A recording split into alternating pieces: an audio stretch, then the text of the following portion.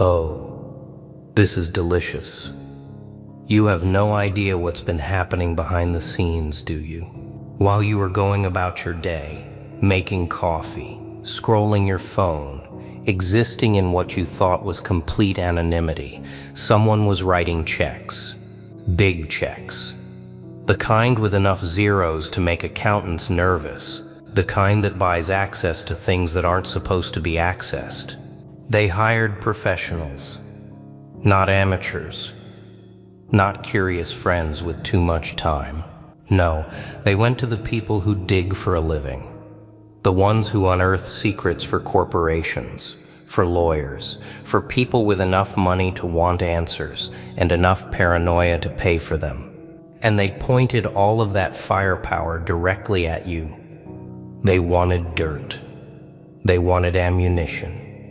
They wanted anything they could use to understand you, to predict you, to control you, to destroy you if necessary. They wanted to find the weakness, the crack, the skeleton rattling in some forgotten closet. They were so certain they'd find something, so absolutely convinced that beneath your surface there was rot they could expose. But here's what's keeping them awake at 3 a.m., staring at the ceiling with bloodshot eyes and a cold sweat dampening their sheets. They found nothing they could use, and they found everything they couldn't explain. Let me paint you the picture of what happened when that investigator sat down with your file. They started confident, almost bored. They've done this hundreds of times, thousands maybe. People are predictable. People have patterns. People leave trails of dysfunction and bad decisions like breadcrumbs through a dark forest. So they started digging. Social media first. The easy stuff. Looking for complaints, for drama, for those late-night posts people make when they're broken and bleeding and desperate for someone to witness their pain. Nothing. They dug deeper. Financial records, employment history, looking for instability, for the gaps that suggest something was hidden, for the kind of chaos that makes a person controllable. Nothing they could weaponize. They interviewed people who knew you, casual acquaintances, old colleagues, that person you dated briefly years ago. And this is where it started getting strange, because everyone had a different story. Not contradictory exactly, but fragmented, like they were each describing a different facet of something too complex to see whole. Some said you were the kindest person they'd ever met. Others said there was something about you that made them nervous, though they couldn't explain why. Some said you were quiet. Others said when you spoke, rooms went silent. Some said you seemed like you were barely surviving. Others said you seemed like you were operating on a completely different level than everyone around you. The investigator started taking notes, then stopped, then started again, then crossed everything out, because the picture wasn't forming. The profile wasn't crystallizing. You weren't fitting into any of the boxes they'd prepared. And for someone who makes their living reading people like open books, you were written in a language they'd never encountered. They went deeper, the kind of deep that costs extra, the kind that requires calling in favors and accessing databases that officially don't exist. They pulled records that should have painted a complete picture of who you are, where you've been, what you've done, and what they found made them set down their coffee and stare at the wall for a very long time. They found the traumas, the events that should have broken you, the losses that should have ended you, the betrayals that statistically, psychologically should have turned you into a shattered shell of a human being. They found the moments where by every metric they knew, you should have collapsed, should have given up, should have become another cautionary tale of someone who couldn't handle what life threw at them. But then they looked at the timeline. They looked at what came after. And that's when the confusion became something closer to fear. Because you didn't collapse. You didn't shatter. You absorbed impacts that would have destroyed entire family lines, and you just kept moving. You walked through fires that should have left nothing but ash, and somehow came out the other side, still breathing, still functioning, still building. The investigator called their client that night. The person who paid all that money expecting ammunition. And the conversation was short. "I don't know what you wanted me to find," they said, "but what I found doesn't make sense. This person should be broken. They should be institutionalized. They should be dead. But they're not. They're just living their life like nothing happened. And I don't have an explanation for that." You want to know what really unsettled them. It wasn't the trauma you survived. Lots of people survive trauma. It was what you became afterward. They traced your trajectory. They mapped your evolution. And they noticed something that made their professional detachment start to crack. You got stronger. Not despite what happened to you, but almost because of it. Like you were metabolizing poison and converting it into something else entirely. Like each devastation was just another ingredient in some alchemical process they couldn't understand. They looked at who you were before, and they looked at who you are now. And the distance between those 2 points shouldn't be possible.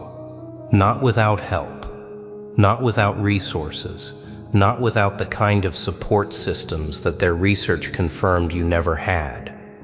You did it alone, in the dark, without witnesses, without validation, without anyone telling you it was going to be okay. And that's what terrifies them. Because if you can survive that, if you can transform that kind of pain into whatever the hell you've become, then what exactly are they dealing with? What category do you fit in? What playbook applies? None. That's the answer that's keeping them awake. Absolutely none. Let's talk about why someone paid to investigate you in the first place. Because that's not normal behavior. Normal people don't write 5-figure checks to dig into someone's past. Normal people don't hire professionals to build dossiers on individuals who haven't committed any crime. No.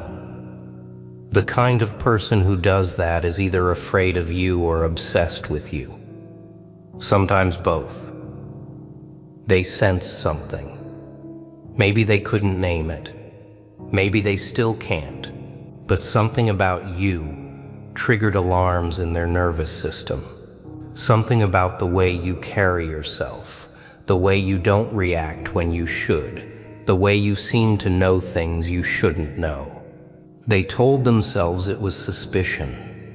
They told themselves they were being smart, being careful, protecting themselves or their interests. But the truth is simpler and uglier. They were intimidated, and they couldn't admit it. So instead of facing that feeling, instead of acknowledging that you made them feel small or exposed or outmatched, they threw money at the problem. They hired someone to find proof that you were nothing special, that you were fraudulent, that beneath the surface you were just as weak and compromised as everyone else. They needed that proof. Their ego demanded it. And now they're choking on the absence of it. The investigator's report sits on their desk now. They've read it multiple times, hoping to find something they missed, something that explains you, something that makes you less threatening in their mind. But every time they read it, they feel worse. Because the report doesn't describe a person with weaknesses they can exploit. It describes something else entirely. It describes someone who shouldn't exist. Someone who took damage that ends bloodlines and converted it into fuel. Someone who was isolated, abandoned, betrayed at the deepest levels, and instead of becoming bitter, became dangerous in a way that doesn't announce itself. The report notes your patience.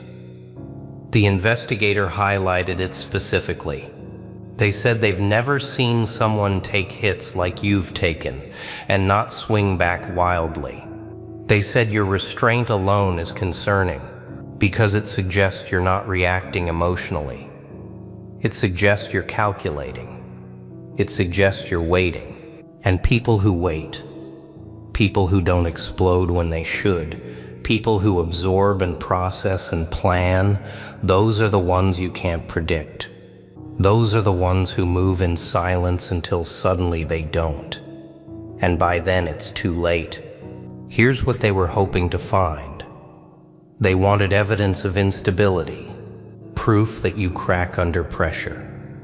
Examples of you making stupid decisions when emotional.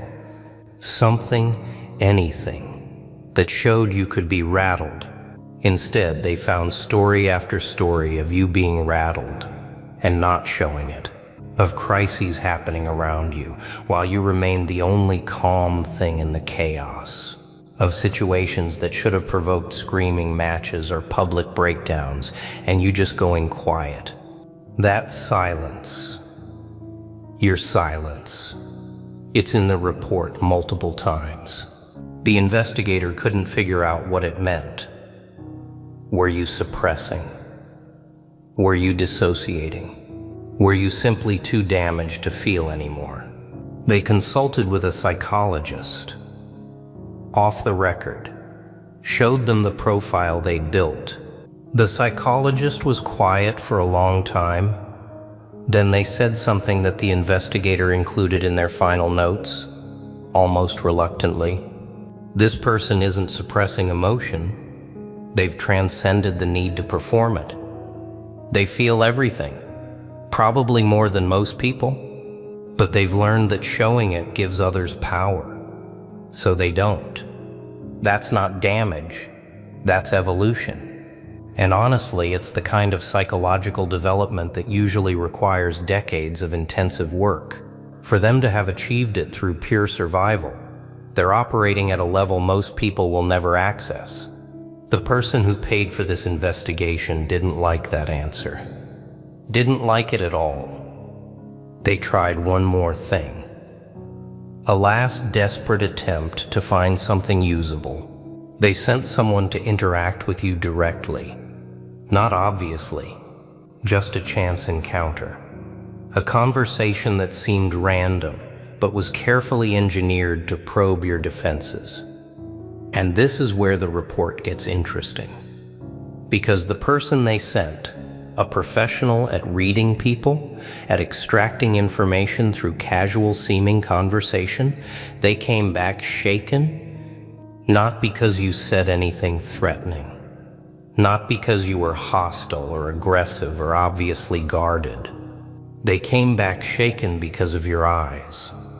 They said it was like being looked through.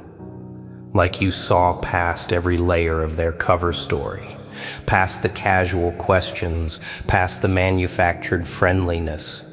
They said you smiled at them at one point, and the smile was warm, but the eyes behind it were running calculations they couldn't follow. They said they felt like prey pretending to be a predator who had just locked eyes with the actual predator. And they quit the assignment. Refunded their fee, said some jobs weren't worth it.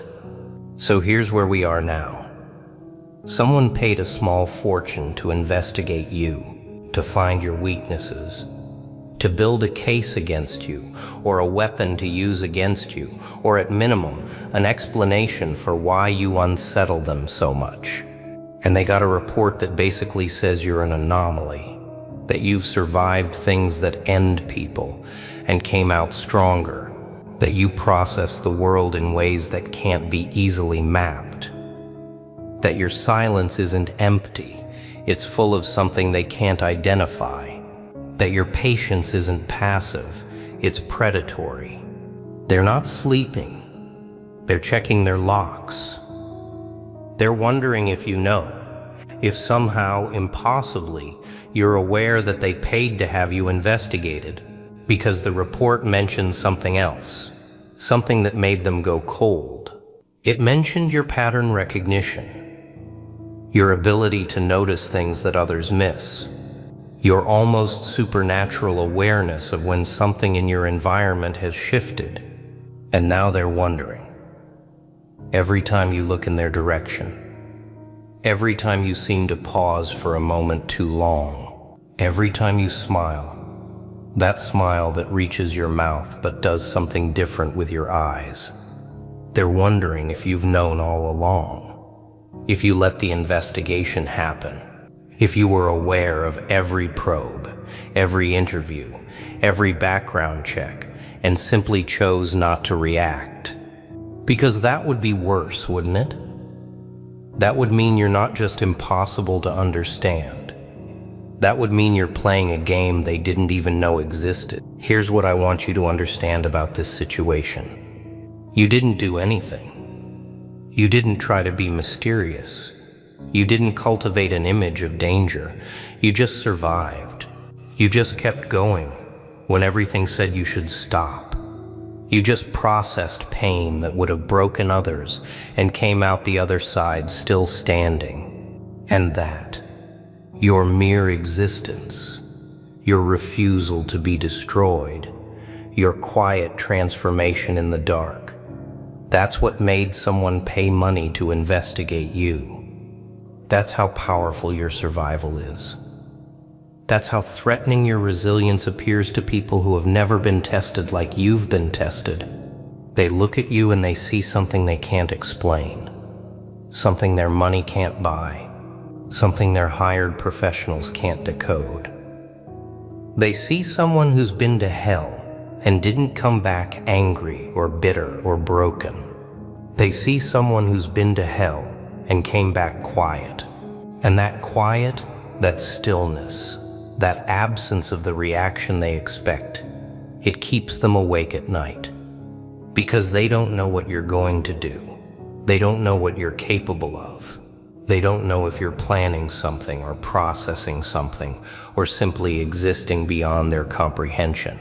All they know is that they spent a lot of money trying to figure you out, and all they got was more questions. And a growing suspicion that maybe, just maybe, they made a mistake drawing your attention. Even if you didn't notice, even if you're not aware, even if you're just living your life, they'll never be sure. And that uncertainty, that inability to predict or control or understand you, it's going to eat at them for a very long time. So sleep well tonight. Really well. Because someone out there can't. Someone out there is staring at a report about you that reads like a warning label they didn't know how to interpret. Someone out there is realizing that the person they thought they could investigate, understand, and ultimately handle is something else entirely. They paid to find your weakness. They found your strength instead. They paid to expose your secrets. They discovered you don't have the kind they can use. They paid for answers. They got a mystery that only deepens the more they dig. And you magnificent anomaly, you didn't even have to do anything. You just had to be exactly what you are. Someone who survived the unsurvivable. Someone who turned pain into power without advertising it. Someone who walks through the world looking normal while carrying something that makes investigators quit and clients lose sleep. That's what you are now. That's what you've become. And they're only just beginning to understand how much trouble that puts them in.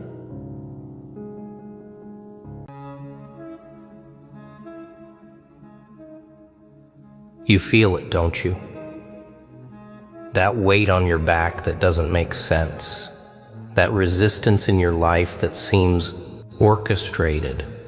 That pattern of things falling apart right when they were about to come together. You thought it was bad luck. You thought it was karma. You thought maybe, just maybe, the universe had something against you. But what if I told you it wasn't the universe? What if I told you it was something far more calculated, far more intentional, far more terrified of what you're becoming? Someone powerful. Just put a bounty on your potential. And no, I'm not being dramatic. I'm not speaking in metaphors. I'm telling you exactly what's happening in spaces you'll never be invited to, in conversations you'll never hear, in rooms where your name is spoken with a mixture of fear and urgency. They're not trying to destroy you because you're weak. They're trying to destroy you because they've seen what you'll become if they don't. Let that satisfying truth sink into your bones. See, most people think opposition comes from being disliked. They think enemies form because of conflict, because of history, because of something you did wrong. But that's not your story, is it? Your opposition came out of nowhere. People who had no reason to hate you suddenly hated you. Doors that should have opened slammed shut. Opportunities that were yours evaporated like they were never there. And you've been driving yourself crazy trying to understand why. Here's why. Someone saw your trajectory before you did. Someone with resources, with connections, with the ability to move chess pieces you didn't even know were on the board. They ran the numbers on your potential. They calculated what happens if you're allowed to grow unchecked, unsuppressed, unbroken. And the results terrified them so deeply that they made a decision right then and there. This one has to be stopped. Not slowed down, stopped. You weren't supposed to know this. You were supposed to internalize all that failure, all that rejection, all that inexplicable resistance, and conclude that you just weren't good enough. That's the cleanest outcome for them. When the target blames themselves, when the target gives up from the inside, when the target does the work of destruction for them. That's the ideal scenario, but you didn't break. And that's when the panic started. Let me paint you a picture of what happened. Somewhere, at some point, you came across someone's radar. Maybe it was something you said. Maybe it was something you created. Maybe it was just the way you carried yourself in a room full of people who had already accepted their cages. You stood out. Not because you were trying to stand out, but because you couldn't help it. Your frequency was different. Your energy was different. The way you processed the world was different. And someone noticed. Someone who understood exactly what that difference meant in the long run. See, there are people in this world who have made careers, fortunes, entire legacies out of identifying potential before it becomes power. They're talent scouts for the dark side. They look for the ones who haven't realized what they are yet. The ones who are still confused about why life feels so hard. The ones who are still blaming themselves for resistance that was manufactured. They found you. And they got scared. Because when they analyzed you, when they really looked at the raw material of who you are and what you're capable of becoming, they saw something that made their blood run cold. They saw threat. They saw disruption. They saw the kind of rise that would expose their fragile systems, their carefully maintained hierarchies, their illusions of permanent power. They saw you sitting in positions they currently occupy. They saw you influencing people they currently control. They saw you building things that would make their empires obsolete. And they saw it happening not in some distant future, but soon, sooner than they were comfortable with. So they did what powerful cowards always do. They didn't confront you directly. That would be too risky. That would give you something to fight against, something to push back on, something that would only fuel your fire. No. They went subtle. They went invisible. They went after the foundation instead of the building. They started removing opportunities before you even knew they existed. They started poisoning relationships before they could bloom. They started creating obstacles that looked like bad luck, felt like cosmic punishment, seemed like proof that you just weren't meant to succeed. And the worst part? It almost worked. You almost believed it. You almost accepted that maybe you were the problem. Maybe your dreams were too big. Maybe your ambitions were unrealistic. Maybe you should just settle, just accept, just become another face in the crowd of people who gave up on themselves. But something wouldn't let you. Something deep in your gut kept whispering that this didn't make sense, that the math wasn't mathing, that the level of resistance you were facing didn't match the threat you supposedly posed. You weren't trying to conquer the world. You were just trying to be yourself. You were just trying to grow. You were just trying to become. So why was everything fighting so hard against you? Now you know. You were never fighting bad luck. You were fighting a bounty, a contract taken out on your future by someone who saw that future more clearly than you did. Someone who understood that if you were allowed to bloom, their garden would wither in your shadow. They tried to bury you before you knew you were a seed. But seeds don't stay buried. They use the dirt as fuel. They use the pressure as direction. They use the darkness as motivation to reach toward light. And that's exactly what you've been doing, even when you didn't understand why it was so hard. You've been growing in conditions designed to kill you. And that growth has them terrified. Because here's what they didn't account for. Here's the variable they couldn't factor into their calculations. They assumed pressure would break you. They assumed isolation would weaken you. They assumed repeated failure would convince you to quit. That's how it works with most people. That's the playbook that succeeded 1,000 times before. But you're not most people. Every obstacle they put in your path became training. Every door they closed became motivation to build your own. Every relationship they poisoned became a lesson in discernment. Every failure they engineered became fuel for a fire they can't extinguish. They tried to starve you out, and you learned to survive on nothing. They tried to isolate you, and you became comfortable in solitude. They tried to break your spirit, and you discovered a strength you didn't know you had. Every weapon they used against you became a tool in your arsenal.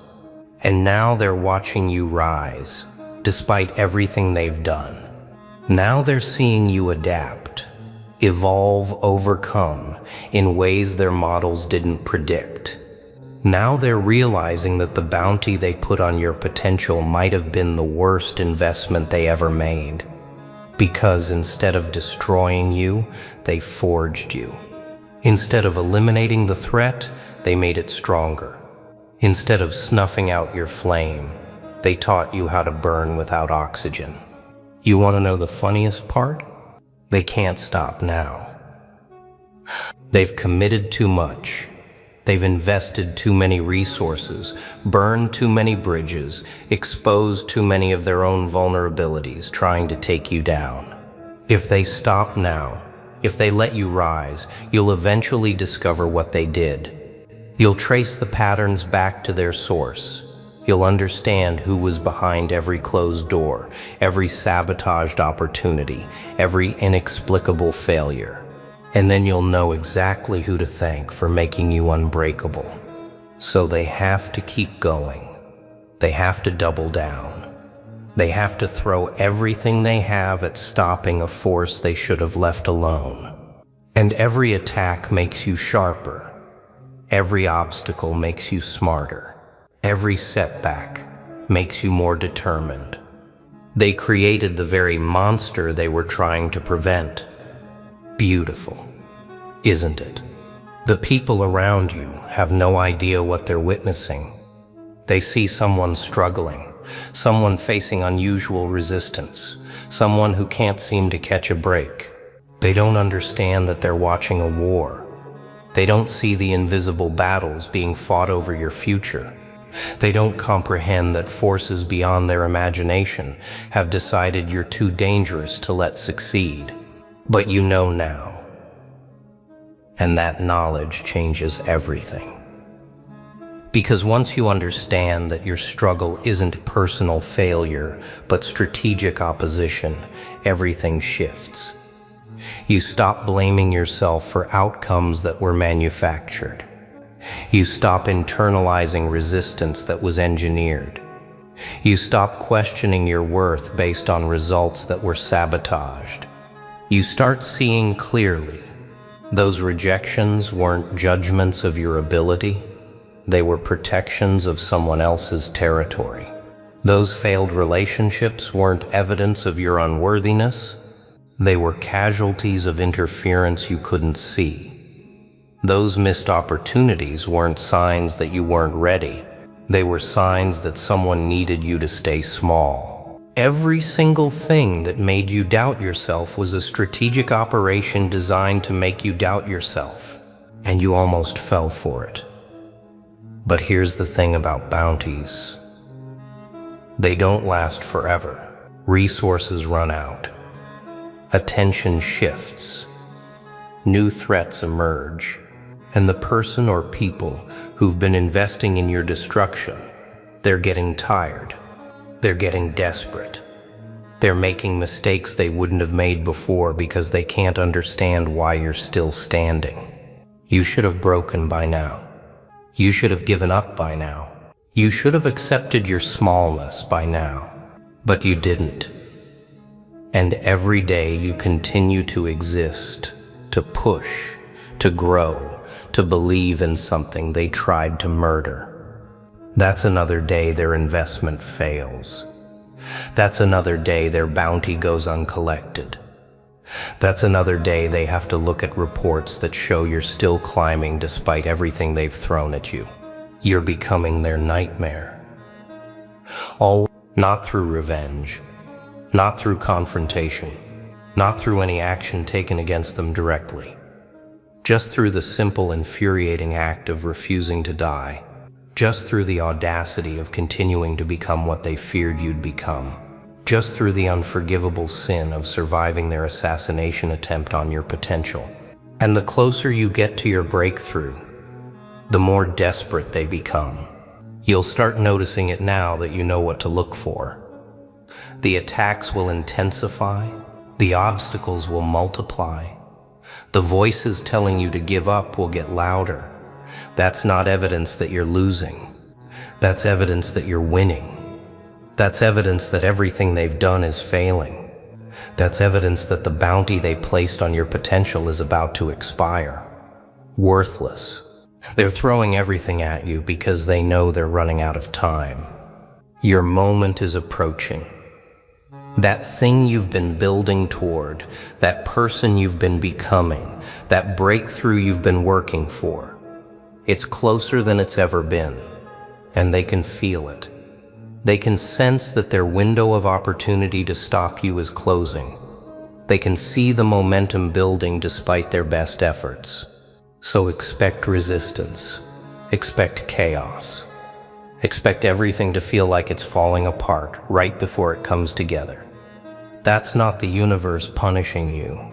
That's someone powerful making their final desperate attempt to collect on a bounty they never should have placed. That's the last gasp of opposition before your inevitable rise. That's the darkest hour that always comes before dawn. And when you break through, when you finally become what they spent years trying to prevent, when you step into the power they saw in you before you saw it yourself, remember this moment. Remember what it felt like to fight invisible enemies.